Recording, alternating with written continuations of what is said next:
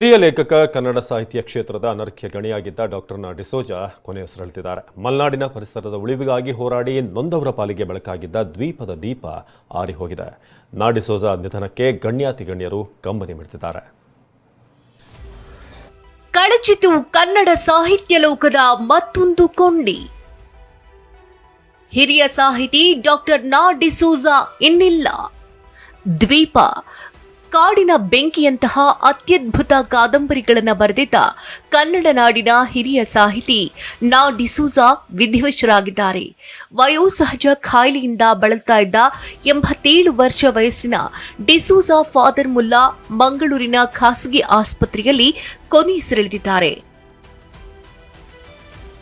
ಶಿವಮೊಗ್ಗ ಜಿಲ್ಲೆಯ ಸಾಗರದಲ್ಲಿ 1937ರ ಜೂನ್ 6ರಂದು ಜನಿಸಿದ ಡಿಸೋಜಾಗೆ ಬಾಲ್ಯದಿಂದಲೇ ಸಾಹಿತ್ಯದ ಬಗ್ಗೆ ಒಲವಿತ್ತು. ಬಾಲ್ಯದಲ್ಲಿದ್ದಾಗಲೇ ಪ್ರಕಟಗೊಂಡ ಇವರ ಮೊದಲ ಕಥೆ, ಸಾಹೇಬರು ಕಲಿಸಿದ ಪಾಠ, ಮೊದಲ ಕಾದಂಬರಿ ಅಂದ್ರೆ ಬಂಜಿ ಬೆಂಕಿ. ಇದುವರೆಗೆ ಸುಮಾರು 40ಕ್ಕೂ ಹೆಚ್ಚು ಕಾದಂಬರಿ, ಮಕ್ಕಳಿಗಾಗಿ 25 ಕಾದಂಬರಿ, 9 ಕಥಾ ಸಂಕಲನ ಸೇರಿದಂತೆ ಹಲವು ಕೃತಿಗಳನ್ನು ಡಿಸೋಜ ಪ್ರಕಟಿಸಿದ್ದಾರೆ.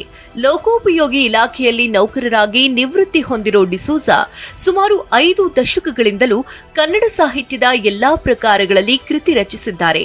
ಪರಿಸರ ಕಾಳಜಿಯುಳ್ಳ ಮಹತ್ವದ ಕಥೆಗಾರ ಅನಿಸಿಕೊಂಡಿದ್ದಾರೆ. ನಾ ಡಿಸೋಜ ಅವರಿಗೆ ಕೇಂದ್ರ ಸಾಹಿತ್ಯ ಅಕಾಡೆಮಿಯ ಬಾಲ ಸಾಹಿತ್ಯ ಪುರಸ್ಕಾರ, ಪಂಪ ಪ್ರಶಸ್ತಿ, ಕರ್ನಾಟಕ ಸಾಹಿತ್ಯ ಅಕಾಡೆಮಿ ಪ್ರಶಸ್ತಿ, ಕರ್ನಾಟಕ ರಾಜ್ಯೋತ್ಸವ ಪ್ರಶಸ್ತಿ ಸೇರಿದಂತೆ ಹಲವು ಪುರಸ್ಕಾರಗಳು ಸಂದಿವೆ. 2014ರಲ್ಲಿ ಮಡಿಕೇರಿಯಲ್ಲಿ ನಡೆದ 80ನೇ ಅಖಿಲ ಭಾರತ ಸಾಹಿತ್ಯ ಸಮ್ಮೇಳನದ ಅಧ್ಯಕ್ಷರಾಗಿದ್ದರು. ಶಿವಮೊಗ್ಗ ಜಿಲ್ಲೆಯ ಸಾಗರದ ಶರಾವತಿ ಮುಳುಗಡೆ ಸಂತ್ರಸ್ತರ ಪರವಾಗಿ ಧ್ವನಿ ಎತ್ತುತ್ತಿದ್ದರು.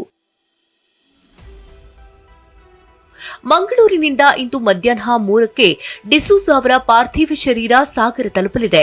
ಇಲ್ಲಿನ ಗಾಂಧಿ ಮೈದಾನದಲ್ಲಿ ಪಾರ್ಥಿವ ಶರೀರದ ಅಂತಿಮ ದರ್ಶನಕ್ಕೆ ವ್ಯವಸ್ಥೆ ಮಾಡಲಾಗಿದೆ.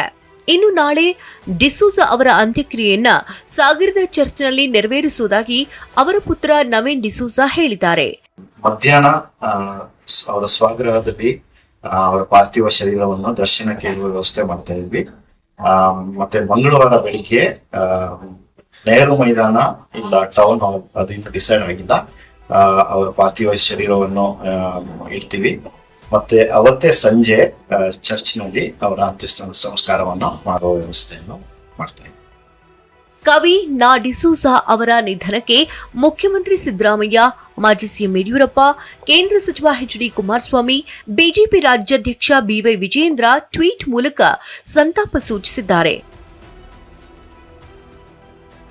ಏನೇ ಹೇಳಿ, ಸಾಹಿತ್ಯ ಲೋಕದಲ್ಲಿ ತಮ್ಮದೇ ಹೆಜ್ಜೆ ಗುರುತು ಮೂಡಿಸಿದ ನಾ ಡಿಸೋಜ ನಿಧನದಿಂದ ಸಾಹಿತ್ಯದ ಮತ್ತೊಂದು ಕೊಂಡಿ ಕಳಚಿದಂತಾಗಿದೆ. ಆದರೆ ಕನ್ನಡ ಸಾಹಿತ್ಯ ಲೋಕಕ್ಕೆ ಅವರು ಕೊಟ್ಟಂತ ಕೊಡುಗೆ ಮಾತ್ರ ಸದಾ ಜೀವಂತ. ಬಸವರಾಜ್ ಯರಗಣವಿ, ಟಿವಿ9 ಶಿವಮೊಗ್ಗ.